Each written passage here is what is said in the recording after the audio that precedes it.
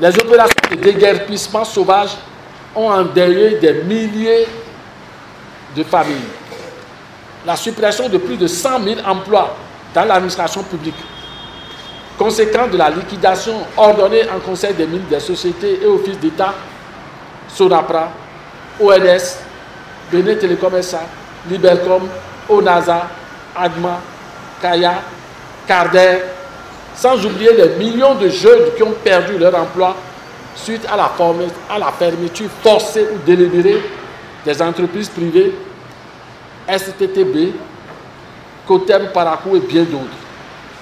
La décomposition de la société béninoise et le déclassement rapide du Bénin ne sont plus un secret pour personne, parce que le peuple vit dans sa chair.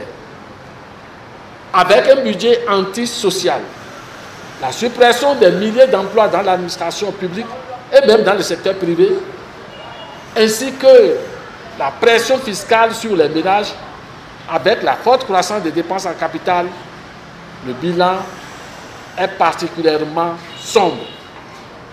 Les Béninois vivent aujourd'hui très mal. La misère frappe tous les ménages sans exception, notamment les plus faibles.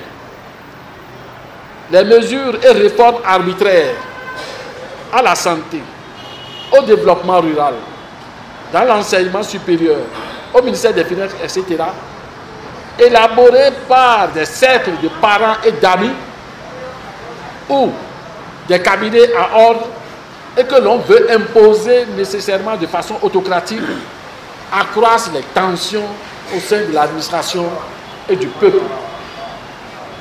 L'administration publique est complètement désarticulée et pour les mêmes tâches, on paie des salaires différents.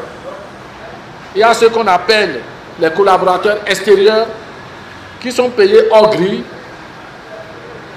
10 fois, parfois 20 fois plus que les autres.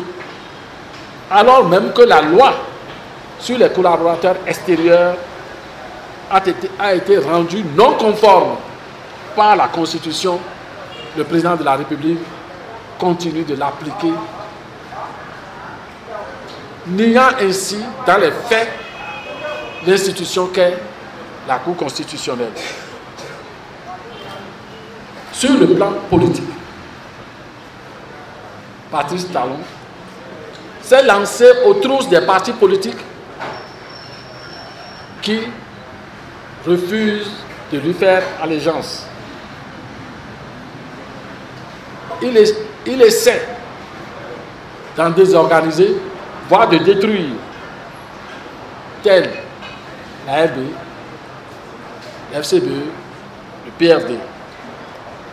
Tous les maires qui ne lui font pas allégeance ont été purement et simplement destitués ou révoqués et remplacés immédiatement par des élus qui fléchissent facilement les genoux.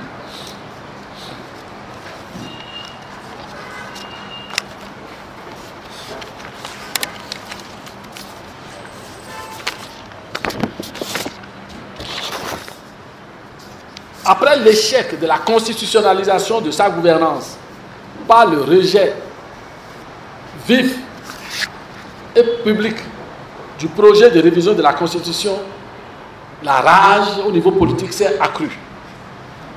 Avec ruse et rage, il traque les opposants, tandis qu'il attire vers lui, par chantage, tous ceux qui traîneraient des casseroles.